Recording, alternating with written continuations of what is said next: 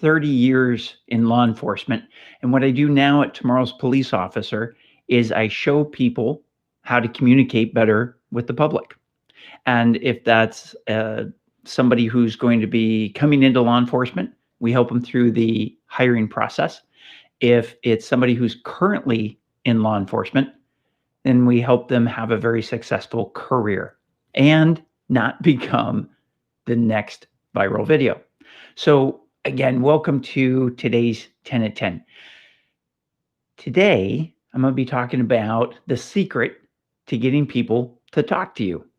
And it's going to be two simple words, and then you just kind of build on that.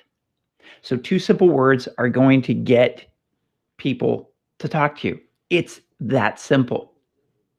Now, the two little words that are the secret to getting people to talk to you, those two words are tell me, and then whatever you add after that gives you a ton of information. See, the biggest chunk of goodness you can get is the other person's point of view. You're letting the other person share the most important thing that's going on for them right now. You're not giving them a leading question that's likely to alter their answer. You get the truth. And in law enforcement, getting the truth, we know that's a huge challenge.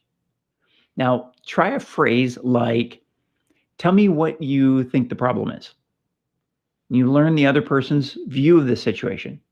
And the key point is that a lot of times their view and maybe what the actual problem is not what you think.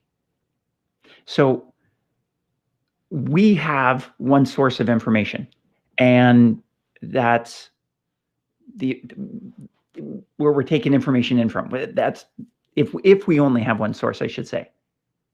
Then what ends up happening is we have an altered view. It's not a full 360 view. To get a full 360 view, and I talked about this when the very beginning of this 10 at 10 series, where I was tearing out the pieces of the DC protests. And I was saying, as an investigator, to be a great investigator, you need to ask questions. And tell me, those two words starting off any sentence is both a request, and it's, if you think about it on a subconscious level, it's actually a directive. But because you're asking the other person's opinion, even though it's a directive, it's one of the few things that you can say to another person that's telling them what to do, that their brain is going to respond well to. See, most of the time when we tell somebody what to do, an adult or a child, oftentimes it's met with resistance. When you use the words tell me, it's a directive. You're telling them what to do.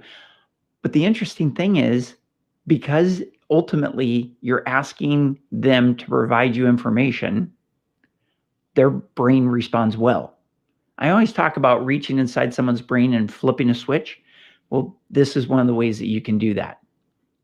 Now, it's using the words tell me and then following it up with something else like, tell me what you think the problem is.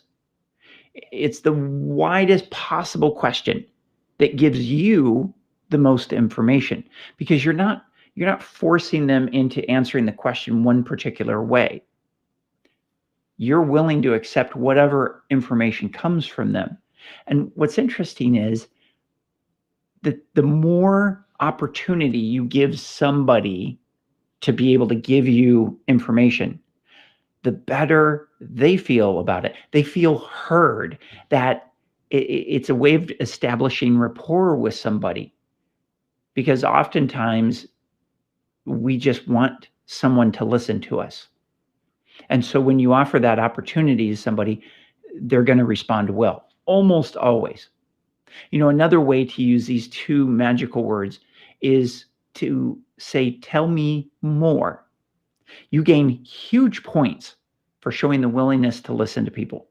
Now, I vividly remember one of my first sergeants telling me that he'd rather buy a citizen a cup of coffee and a piece of pie and listen to them vent for an hour then spend 10 hours writing up a citizen complaint investigation. And Carlos taught me a really valuable lesson in being willing to listen to people. And I used that skill as both an acting sergeant and later when I was a hard striper. I followed his advice, and I had a pretty amazing track record for how few investigations I actually had to write up. And I found that when I talk to people, I'll tell you another story. One of the officers that worked for me at traffic division, a lady had called in a complaint, and I knew that this officer treated people really well. He had that reputation. Now everybody can have an off day, but this officer in particular was really talented at being able to talk to people. So this lady called up and she had gotten a ticket. He was running radar and had stopped her for speeding. She was on the way home from a nursery, where you buy plants and stuff. And she had this tree, and the guy who was helping her at the nursery she was in a minivan and she didn't have any way to lash it to the roof. So they put it inside her minivan, but it was too tall to stand up. So they had laid it down, and the pot was toward the back, and the front of the tree was up toward where she was sitting between her and the passenger seat. And right as she was getting pulled over, she realized that there were ants on the tree, and they started crawling on her. So she's smacking the ants, and she tried to use that as her excuse for speeding. Whether or not it was legitimate, she was speeding a lot. So she ended up getting a ticket. And the officer had made a comment to her, something, and I'm paraphrasing greatly because it's been a few years since this happened, but in essence, good luck with your ant situation. Well, she had taken offense to that. She thought he was being a smart aleck. And what was interesting was I ended up having about a 45-minute phone conversation with her. Never even met her in person, didn't need to. I had called her up. My intention was to meet her and set that meeting up, but I ended up just talking to her on the phone for about 45 minutes. About 20 minutes of that was going over what happened during the stop. And what was interesting was I just kept using the phrase, tell me more about that. Tell me more. And then what happened? Tell me about that. And so as she told me the story, I then asked her, let me ask you a question. If you were the officer and you walked up on somebody and they did what you did, what you just told me you did, what would be running through your mind? And I had her shift her perspective because she had hers dialed in. She knew exactly what happened. But when I had her shift her perspective to looking at it through the officer's eyes, an interesting thing happened. And the other interesting thing that happened came out of that phrase, tell me what happened next. Tell me about that. Tell me more. And so as I was talking to her, ultimately at about the 20-minute mark, her whole attitude shifted.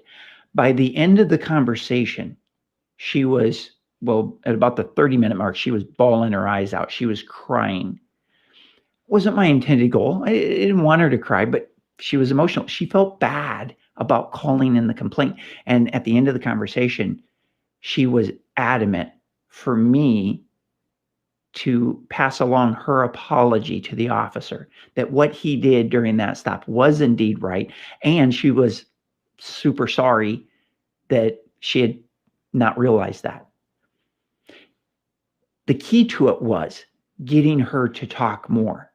Now, if I had just taken up the complaint as it was, hadn't had a conversation with her, I would have spent a solid 10 hours writing this thing up between her interview, his interview, everything else. Instead, 45-minute phone conversation, short memo that took me less than 15 minutes, 1 hour, done, out the door. Again, following Carlos's advice. Spend an hour, buy him a cup of coffee and a piece of pie, Let them vent. Let them talk. Get them to see another point of view. Now, I also found out that when I was interviewing other people, I could use tell me more, and that they would just keep talking. And they would tell me things that they would never have normally admitted to a cop. As one example, we did a sweep in Balboa Park one day. We had arrested about 15 people, and most of them didn't have ID. And so it took a while to confirm their identity before we booked them into jail. One guy, I couldn't confirm. He refused to give me his name. His prints weren't in the system. We ran him through Cal ID. I knew something was up with him. But for hours, I couldn't figure out who he was and what was going on. Hours. I just kept talking to him. And I would get bits and pieces of information from him. I learned he was from my home state. So we started talking about Michigan, and make a long story short, I'm talking an all-day story. I finally got enough of the pieces of the puzzle to find out why he didn't want me to know who he was. It's because he had a felony warrant for rape out for his arrest, out of Michigan. He told me he'd been arrested several times in San Diego, and no one had figured it out. Now, my go-to phrase all day long with him was, tell me more. By the way, there's a book. I highly recommend this book. I mean, highly recommend it. It's one of my top favorite books now, and it's called Tell Me More. It's by a lady by the name of Kelly Corrigan, and I love that book. And a lot of people love that book because it's a New York Times bestseller. And Kelly, she's an amazing author. She's written several books. And so there's this app called Libby, Libby, and you can get it from the library for free, or you can just buy the book. And I'm just putting it out there. Someday I want to meet Kelly. I want to buy her a cup of coffee and a piece of pie and just listen to her. She's a fascinating woman. So that's it for today's 10 at 10. Do me a favor, please like and share and subscribe to this. Remember, the secret to getting people to talk to you is tell me. Tell me what you think the problem is. Tell me more. Tell me what you need. Tell me how it happened. Tell me what that was like. Tell me, what do you think about this? There are so many ways to use these two short words. In fact, do me a favor and down below, click in the comment box and tell me your thoughts about this. Is this stuff helpful for you? Tell me what you'd like more of. Tell me who has impacted you the most in showing you different ways to communicate better. See, if we can't communicate with people well, we won't go very far in life. So please tell me your experiences. Tomorrow, I have a special surprise announcement that I'm going to share as we kick off a new theme for next week, for a new week on 10 at 10. So make sure you listen in because it's going to be huge. That's it for today. Until next time, stay safe.